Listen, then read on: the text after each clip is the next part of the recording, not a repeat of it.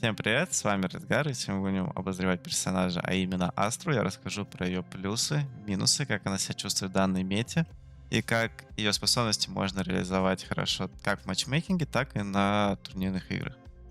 Это видео является тестовое, я буду объяснять все на русском языке, будут субтитры на других языках. Я надеюсь, вам понравится. Пишите в комментариях, что вы думаете по этому. В будущем буду стараться менять как-то форматы, то есть, к примеру, следующее видео я выпущу на английском языке, но с субтитрами на другие языки. Надеюсь, вам понравится. Начнем с того, как себя ощущает Астра в данном моменте. То есть после нерфа Астры ей сделали 4 арбы, было 5. И, соответственно, ей еще изменили кулдауны. Кулдауны, когда она забирает арбу, и использование ее скиллов. Взамен этого они увеличили радиус смока Астры, за счет чего теперь он может загораживать намного больше пространства, чем это было раньше. Теперь нету маленького круга и большого, поэтому я просто не играл на именно новой Астре много, поэтому вот так вот все детально обозреваем. Сначала мы отключим бесконечные умения, чтобы посмотреть именно кулдауны способности, да. Ну вот, кинули все арбы, вот смог кулдаунится теперь 25. И причем, по-моему, если мне память не изменяет, они сделали так, что когда ты используешь второй смог, каждый смог кулдаунится по своему времени. За счет данного, я думаю, это больше нерв, чем апгрейд данного персонажа. У тебя становится... Ты можешь использовать за короткий промежуток меньше смоков, чем раньше. Потому что у каждого смока вроде бы кулдаун стал свой. Да, видите, раньше было то, что если ты использовал 2 смока, то он откадешился, по-моему, за 20 секунд или за 25 уже оба были у тебя доступны для использования. За счет этого замедляется немного темп игры Астры, она не может быстро раскидывать все свои способности. Дальше теперь мы это называем, наверное, сосалка, просто можно, или black hole, я не знаю, у каждого свои ассоциации. У нее теперь кулдаун 45 секунд. Ее пытались много раз нерфить, у нее было сначала, по-моему, 10 секунд, ей потом сделали 20, но это их не удовлетворило, они сделали 45. Не могу сказать то, что персонажа они этим убили, но явно темп они данного персонажа снизили. Ну и, соответственно, стан, у него кулдаун такой же 45 секунд. Вот, то есть кулдаунами разобрались, и, в принципе, просто чтобы показать, как было раньше, когда я на ней играл, и какой она была, и узнаем, как сейчас она ощущает в данном моменте. Раньше она была персонажем как бы больше как саппорт, нежели как именно смокер, который держит там свою точку, к примеру, как там Вайпер, да. И поэтому сейчас она, кажется, ее так изменили, то что она стала больше похожей как раз на опорника. То есть она все свои звезды использует на себя, чтобы максимально себя реализовывать. Вот. За счет этого ее геймплей поменялся и, на мой взгляд, стал проще.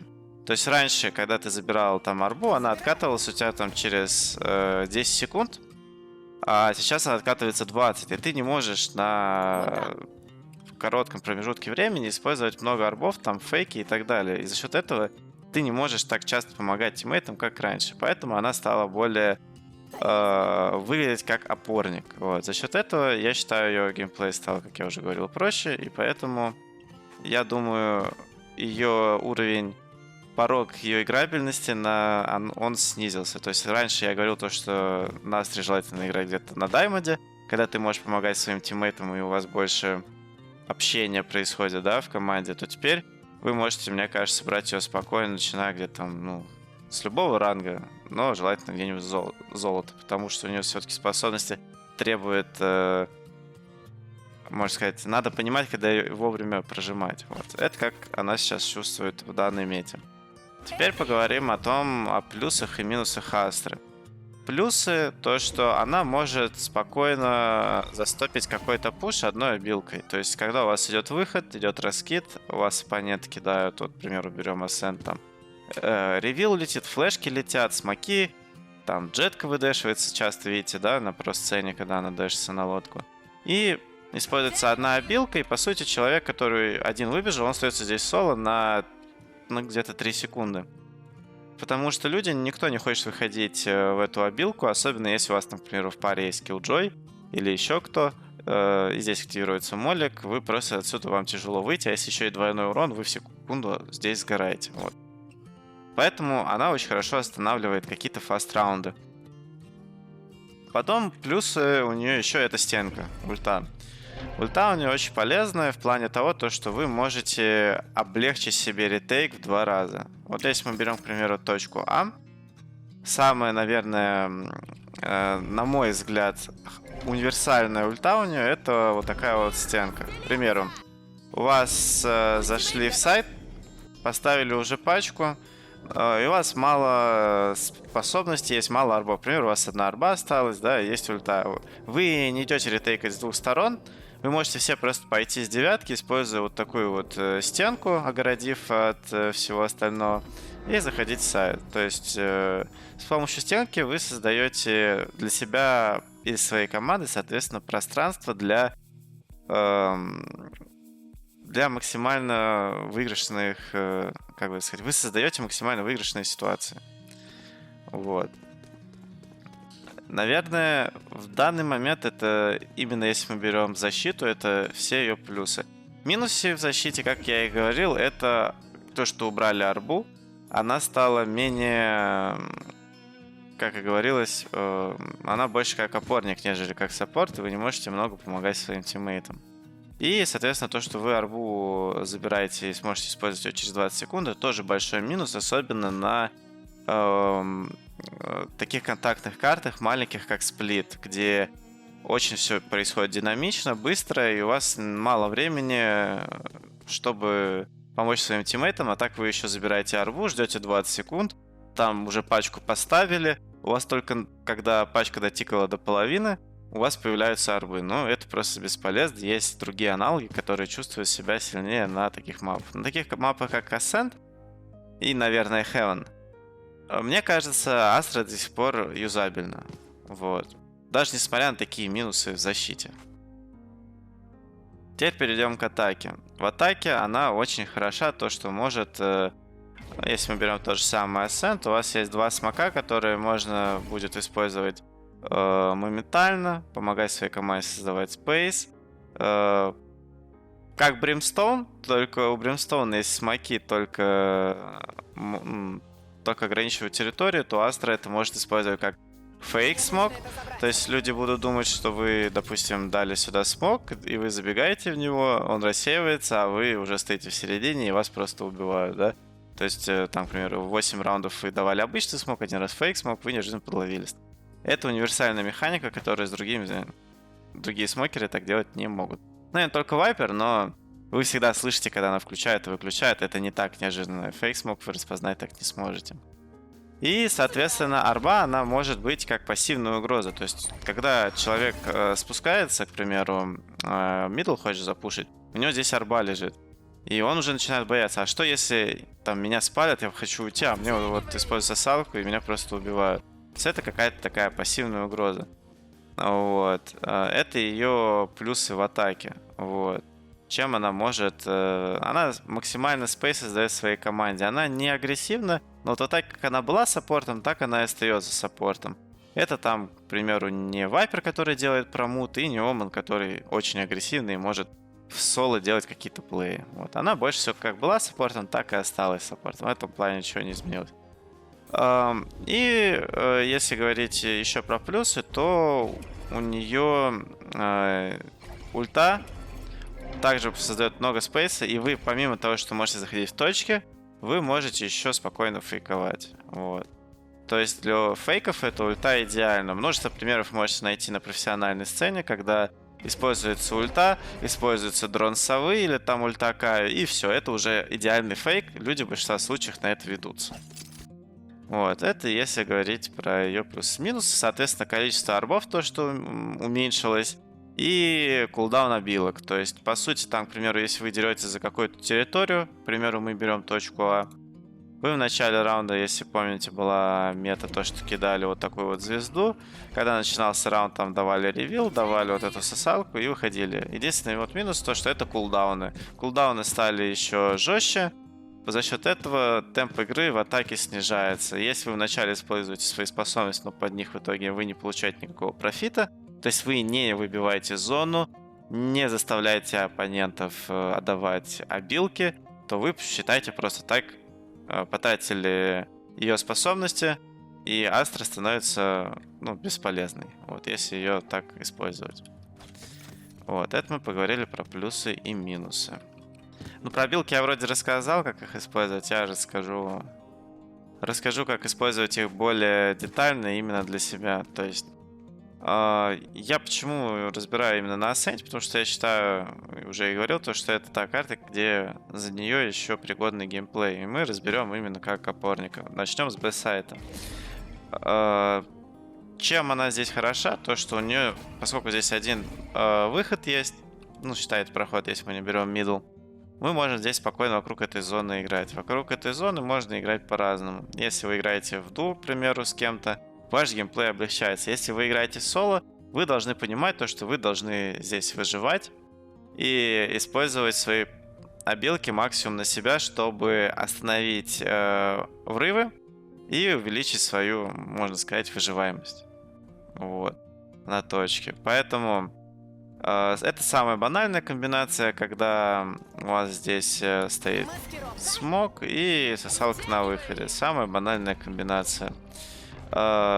Чем ее можно улучшить? Можно улучшить тем, то, что смог будете давать, к примеру, если вы даете его по краю, то когда вы будете открывать смог, он не выпуклый, и когда противники из него выходят, вы их сразу... Они будут выходить только из одной территории. Что я имею в виду? Если мы дадим, к примеру, вот такой вот смог, то когда враги будут проходить через маркет, они могут выйти здесь направо, могут выйти прямо сюда и влево упасть на бревна. То есть вы даете им спейс сыграть. Когда вы даете идеальный смог, чтобы они не могли играть, то тогда здесь у них только один вариант. Это выходить именно напрямую. Это одна из механик смока. Как она, по крайней мере, в моем представлении должна идеально работать. Я даю вот такой вот смок выпуклый иногда, чтобы в нем играть именно с моим любимым джаджем. Вот. Чем это смог хорош? То, что вы даете себе спейсы, чтобы вы здесь могли сыграть. Вы можете сыграть вот тут вот с оппонентами. У вас здесь есть, грубо говоря, вы создаете себе таким смоком пространство, где вы можете отмансить и ожидать просто там оппонентов. Вот. Это можно также делать и на выходе, к примеру, там с мейна они бегут, вы дали себе смок, вот так стоите и ждете их, к примеру. Вот, это одна из вариантов, если вы хотите драться агрессивно. Есть также за нее и пассивный плейстайл. Обычно он канает против оппонентов, когда они уже понимают, что вы играете в упоре, они тратят на вас обилки, чтобы выкуривать вас с упора, и заставляют вас просто отступить глубоко в сайт. Я люблю очень на ней использовать вот этот смог. Я просто объясню почему. Он очень вариативный. Вы можете стоять за смоком, вы можете стоять вот так вот внутри смока, то есть чтобы вас как-то не прочекали. Вы можете стоять вот так вот на углу, типа просто принимать всех, кто будет. И сейчас еще раз обновлю его. И самое одно мое любимое — это стоять вот в этом углу. То есть у вас есть множество вариаций, как вы можете сыграть в этом смоку. К примеру, первый раз вас спалили то, что вы здесь играете, второй раз вас спалили смоку, третий раз вы уже стоите вот в этом углу, и вас здесь не прочекают. Будут пробегать, вы такие, ага, и убиваете их всех в спину. То есть старайтесь использовать свои обилки на астре, чтобы противники вас не могли читать. Вот. Это очень хороший вариант, как можно повысить свою выживаемость, не принимая именно в упоре. То есть желательно на опорниках, Астра сейчас, в моем понимании, это опорник, иметь различные плей. У вас появляется плей, как играть в упоре, как играть издалека и как играть, вот, к примеру, глубоко в сайте. Вот, к примеру, хочу показать свою вариацию. Можете давать себе вот такие вот смоки, к примеру, и здесь можете находиться, вы можете за смоком стоять, там отпикивая другие позиции. То есть эти смоки, они позволяют вам жить. То есть не обязательно даже такой давать, вы можете дать себе вот типа такого смока внутри, чтобы не был таким выпуклым, у вас было больше спейса здесь играть, если заходят к вам, чтобы вы сразу могли их убить. Или вот так стоять. Тоже, в принципе, полезно. Также есть еще, конечно, вариативность просто его куда-нибудь лупануть, к примеру, вот так в точку в середине сайта. И когда идет какой-то сплит, вы вот так вот просто как-нибудь играете, там живете в этом смоку, вот так вот можете встать, проходящих здесь принимать, те, кто упал, к примеру, ну и так далее. Вот, то есть с помощью смоков это может быть ваше укрытие. Не обязательно всегда смоки использовать для того, чтобы ограждать территории, но и не обязательно, чтобы вот так вот себя самого закрывать. Это прям, я бы сказал, вынужденные ситуации. Вот. Это вот насчет того, как я вижу здесь у опорника. И единственный момент, который, наверное, можно сказать, то, что когда вы, к примеру, перетягиваетесь по точку и увидите то, что ваш тиммейт где-то здесь заперся, вы можете использовать вот эту фишу, которую я вас научил, типа кидать вот такой вот смог, чтобы он мог дольше пожить, чтобы у вас было больше времени прийти на точку, пока они не поставили пачку. Вот. Этот прикол работает также и под А. То есть играть в смоке можно играть как в шарте, вот такой вот смог давать выпуклый здесь стоять. Можно давать смог, в который вы можете сами зайти. Ну, за счет двойного, но я думаю, вы понимаете суть, то, что вы так стоите в смоку с таким же дробашом или с любым привычным для вас оружием и пытаетесь здесь принимать оппонентов. Вот. И это также работает и в этой точке, и в этой точке. Ну, мы это называем мейном. В мейне, в садах и так далее. Также, как я и говорил, это работает и в сайте. Очень часто вы можете посмотреть, как играют проигроки. Они стали чаще использовать вот такие вот фишки. Давайте вот такой вот смог. Вы уже можете жить гораздо дольше. То есть вы закрыты от оппонента с мейна, с ДД. И вы можете стоять либо под девяткой, вы можете стоять за вот этими боксами, смоку, за смоком. И то же самое это касается вот этого смока. У вас здесь много спейса, и просто нужно понимать, как его использовать. Смоки, как я и сказал, не обязательно должны быть какими-то преградами из выходов, потому что всегда можно дать флешку, войти в вас, ворваться. Но это может быть прикрытие для вас. Вот. Теперь можно по-быстрому рассказать про ульту, как я ее использую в дефе. То есть, вот, допустим, мне понравилась ульта, которую я давно открыл. Она очень бывает помогает, там бывает и нет. Я вот попадаю первым райт-кликом ульты в эту точку и навожусь во вторую, это вот сюда вот. И по итогу у нас вот такая вот ульта. В чем ее прикол? Во-первых, она перекрывает первую позицию, выход как смог. Вторую, она дает вашему союзнику на верхнем также использовать это как смог пространства. То есть то, что я говорил. И третье, у вас есть мини-смог здесь. Типа вы можете в ряд принимать спрыгивающих, и также вы можете здесь заныкаться. То есть это такая ульта, которая, ну, полезная. Вот. Она использует все три этапа, которые мы с вами прошли, изучая смоки под Б. То есть первый, второй и третий этап. И за счет этого создается максимальный спейс для ваших союзников. Или для вас самих, если вы, соответственно, на этой же точке. Потом вот такая просто банальная ульта в дефе на ретейк. Просто вы закрываете всех противников сзади, по сути запирая их. Все, что вам нужно, это выбить вот этих оппонентов, которые находятся в дефолте.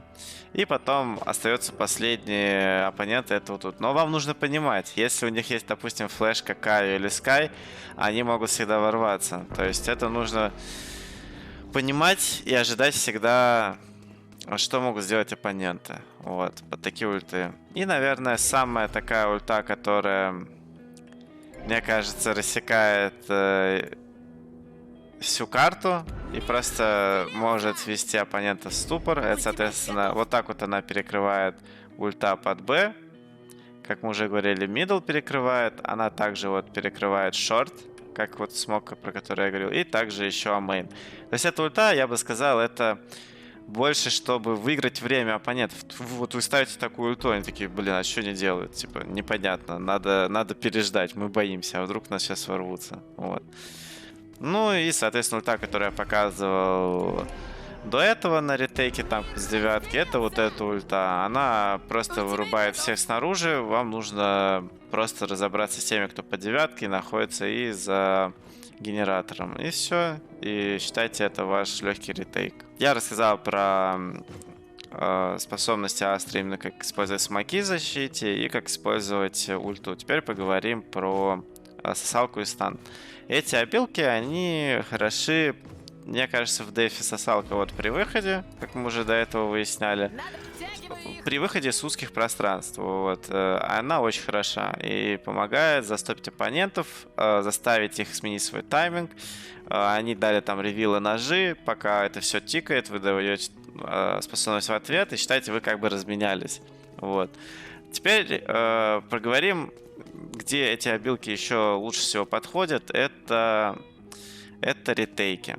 Вот. А именно вы можете выбирать наиболее невыгодные для вас позиции за счет использования именно вот сосалки и стана. Смоки обычно при ретейке кидают вот какие-то такие банальные позиции, и все, вы, то есть, ограждаете просто вижен оппоненту, и все.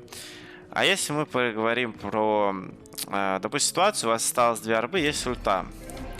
Вы ставите вот такую вот ульту, про которую мы сейчас говорили, даете стан, главное не стоять над ним, потому что, как они сделали в новом патче, то что если раньше вы использовали сосалку, она вас снизу и сверху стягивала, то теперь она работает только сверху на поверхности, на которой она находится.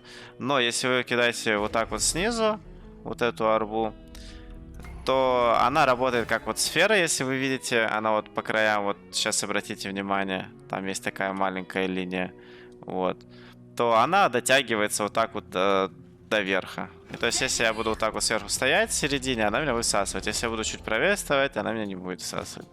Вот, поэтому с такими обилками нужно быть осторожнее, чтобы не задевать своих и не слышать потом гневные комментарии в свой адрес во время матчмейкинга.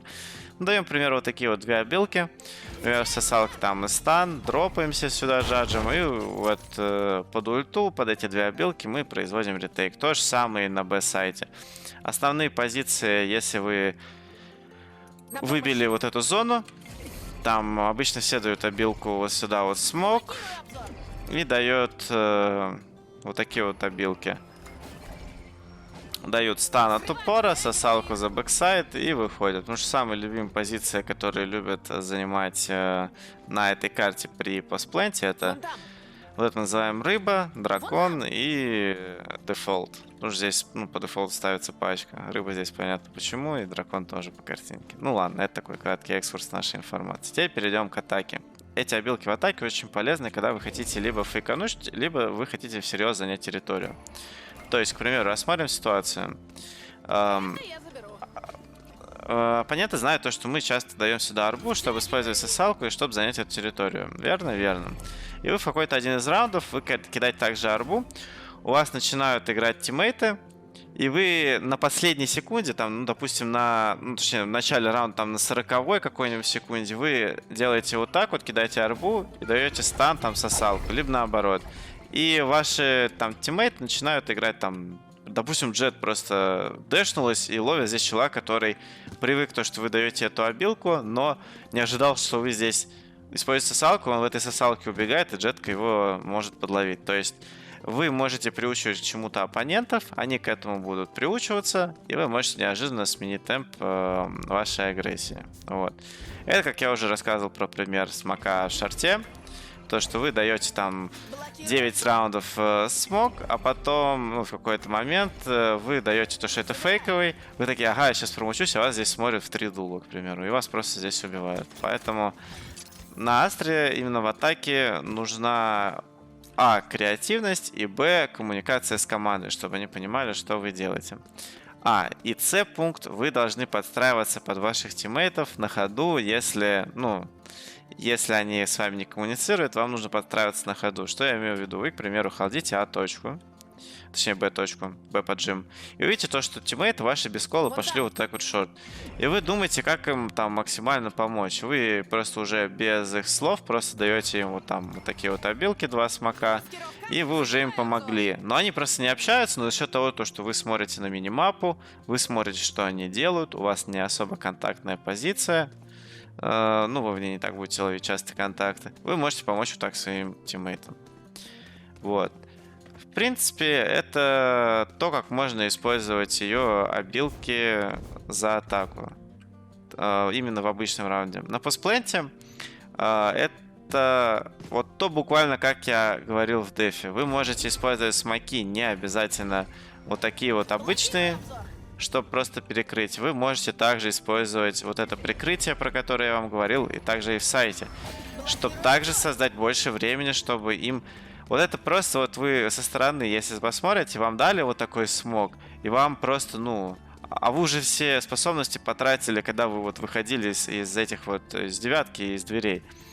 И вам просто, вы видите этот смог, вам просто, ну, не хочется на него заходить без каких-то дополнительных способностей. Потому что вот вы просто будете заходить, и тут уже вопрос 50 на 50. Перестреляет, не перестреляет и так далее. Это вот как вот такой вот смог даете. Вы можете здесь по девятке вот так вот стоять и их принимать. Вы можете быть в смоке. Вы можете вот тут справа просто, там, к примеру, вот так встать под смоком, там еще что-то придумать. То есть здесь вот этот смог, он настолько не противный в постпленте, он намного неприятнее, чем если вы будете давать смог сюда или туда. Вот, но это все ситуативно. То есть вот этот смог, он неприятен больше, когда вас, к примеру, трое, а их четверо, или вас двое, их четверо. Вам вот так, чтобы как-то спейс, как-то сделать для себя благоприятные условия. Но если, к примеру, вы в 5 в 3, то вам проще вот такие обычные смоки дать, потому что люди просто, ну... При 5 в 3 у них не так много способностей, плюс они в меньшинстве, так перед ними еще вот так смог открывается, они будут бояться в него заходить. Вот, то есть всегда нужно оценивать ситуацию. Не так, то, что я сказал вам, то, что нужно кидать сюда постоянно смог, и вы теперь всегда будете на постпленте его давать. Нет, нужно понимать, это приходит обычно либо с опытом, либо когда вы сами над собой работаете, над своими ошибками, вы видите, какие способности вы дали правильно, неправильно, зачем, почему. Отвечая на эти вопросы, вы улучшите свое понимание игры на персонажей, включая Астра. Вот. В принципе, это вот все моменты, которые я бы хотел рассказать за атаку. Вот подходит к концу наш видеоролик. Надеюсь, вам понравилось. Напишите в комментариях, что вы думаете об Астре. Нужно ее, наоборот, еще донерфить или нужно ее поднять, чтобы она была больше играбельной. Также пишите, как вам данный формат, что нужно добавить, чего не хватило. Я буду рад услышать ваше мнение и надеюсь, вам понравится еще следующее видео. Всем до свидания.